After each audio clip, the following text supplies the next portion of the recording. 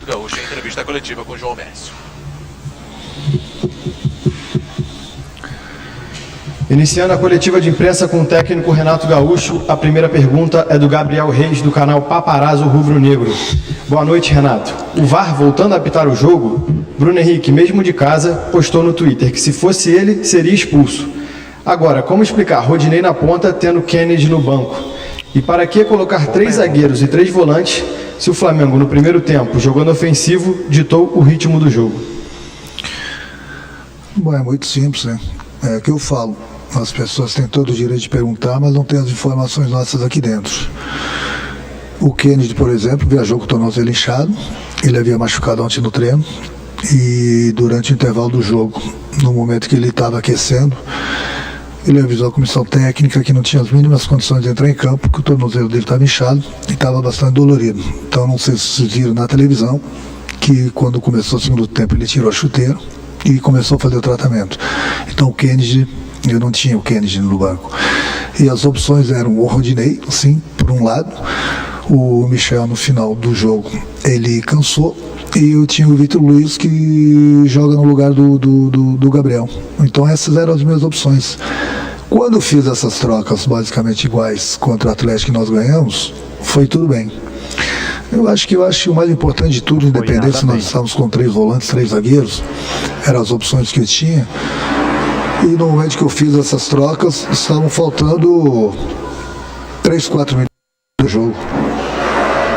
Que nós não podíamos ter deixado tomar aquele gol, praticamente no último lance do jogo, faltando 1 minuto. Então, infelizmente, a gente tem muita gente de fora, voltando de lesões, jogadores suspensos. Então, eu optei por isso, porque eram as opções que eu tinha hoje no banco. Pergunta de Rafael Melo, do canal Raflamelo. Renato, no primeiro tempo, o Flamengo teve um bom desempenho, saindo em velocidade e aproveitando os espaços que o Atlético dava.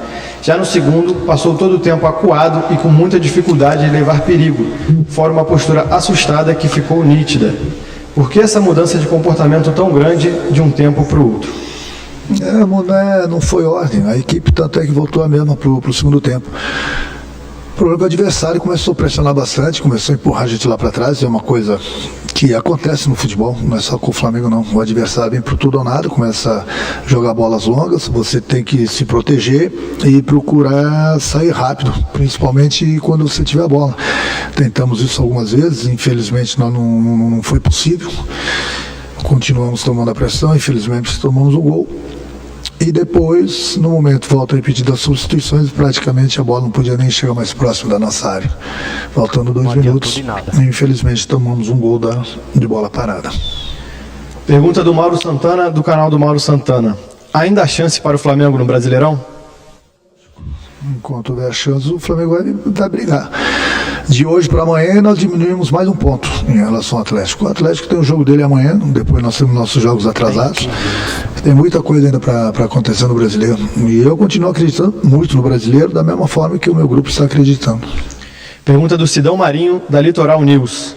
Renato, é normal uma equipe apresentar apagões durante os jogos de maneira frequente?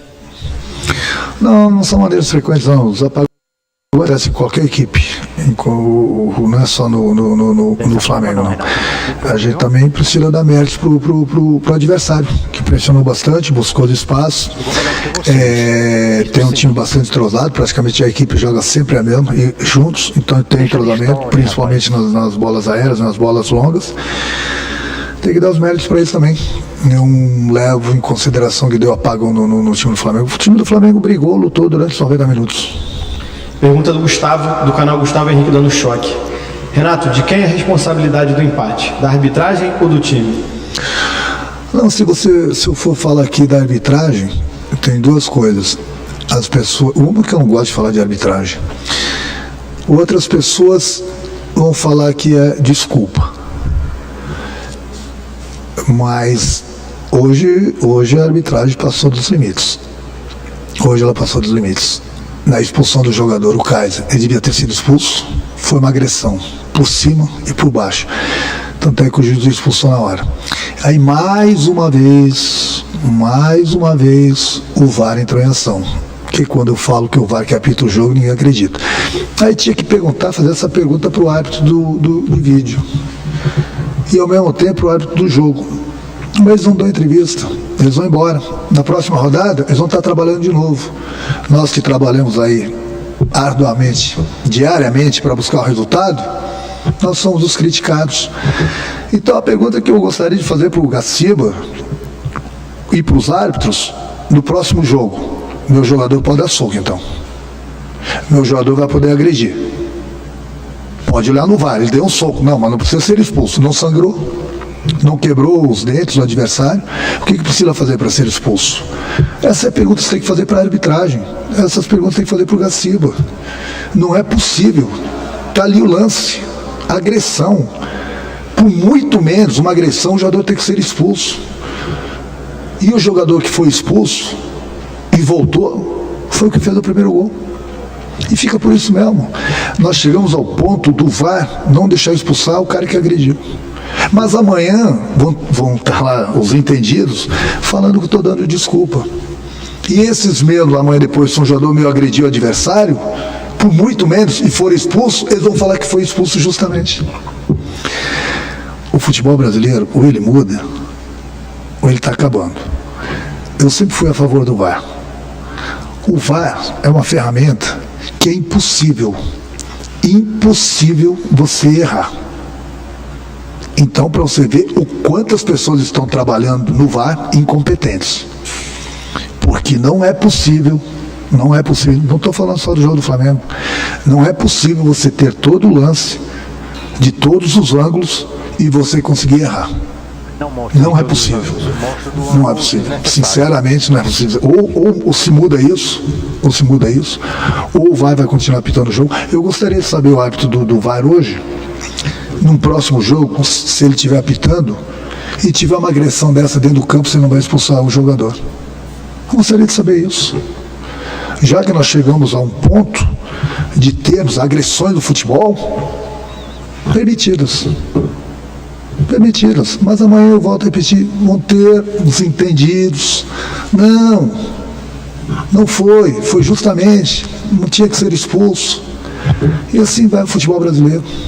O que eu vou fazer? Vou ficar nadando contra a maré, ficar dando soco em ponta de faca? Eu sou um treinador, eu tenho que treinar minha equipe, mas está demais. Está demais. Hoje realmente foi demais. Sinceramente, se eu visse um lance desse em qualquer jogo, em qualquer partida de outras duas equipes, eu não teria que nem ir no VAR. Eu vi agressão, tem que expulsar na hora. E aí vai no VAR e volta atrás. Bom, realmente, então, a partir de agora, pode ter agressão no futebol.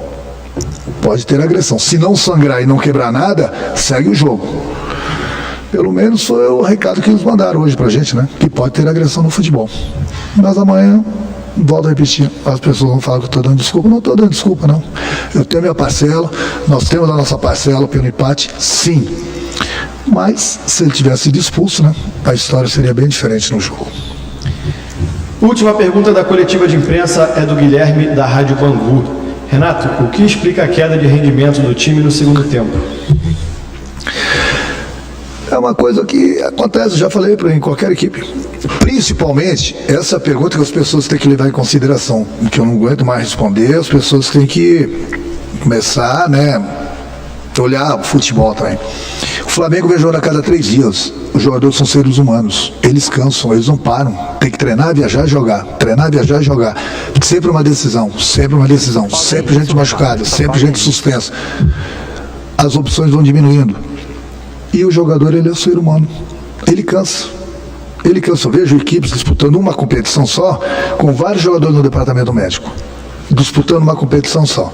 O Flamengo até ontem está disputando 3 competições. O Flamengo não para. A cada 3 dias é uma decisão. Aí me perguntaram na última coletiva, esse mês de novembro o Flamengo vai jogar a cada 3 dias. O Flamengo vem jogando de domingo a domingo? O Flamengo vem jogando assim há 3 meses e até o final do ano vai continuar jogando assim. Mas as pessoas não querem saber se está machucado, se está suspenso, se o jogador não é humano ou não, se ele cansou ou não. As pessoas só querem saber do resultado. E o resultado hoje, apesar de, infelizmente, a gente ter cedido empate no final do jogo, o Flamengo continua bem vivo ainda no Campeonato Brasileiro. Fim da coletiva de imprensa do técnico Renato Gaúcho. O Flamengo retorna ainda hoje para o Rio de Janeiro. Se representa amanhã no Rio do Urubu. Volto com você, Emerson, Flá TV, mais Flamengo para você. É triste a gente ter que estar vivendo por essa situação.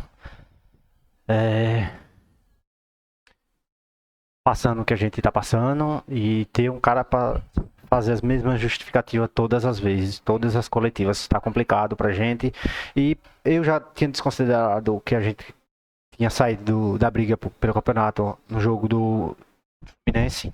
Ali já tinha acabado. Não é porque a gente ganhou do Atlético que a gente tava vivo. Impossível a gente levar esse campeonato desse jeito.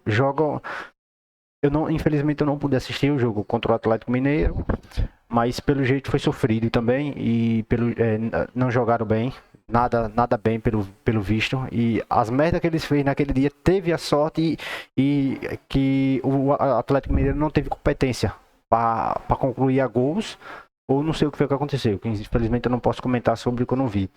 E nesse caso de hoje é isso aí. O juiz teve, a parcela de culpa dele teve, mas não justifica, mesmo que a gente estivesse jogando normal, o jogo é 11 contra 11. Se a gente estiver jogando, nem todos os jogos a gente vai estar com um jogador a mais, pra gente estar se lamentando por um cara que foi expulso ou deixou de ser expulso.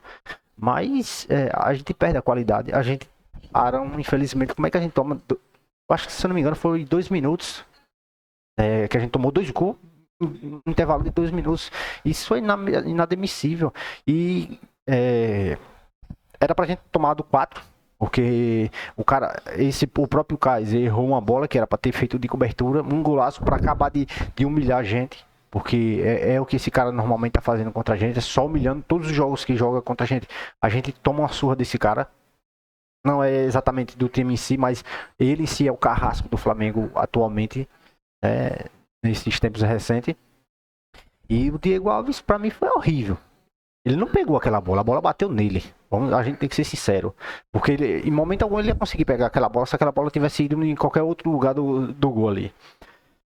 Aí, na hora de sair para pegar, inclusive nesse lance aí que o Kaiser deu de cobertura, ele saiu horrível. Foi horrível a saída dele.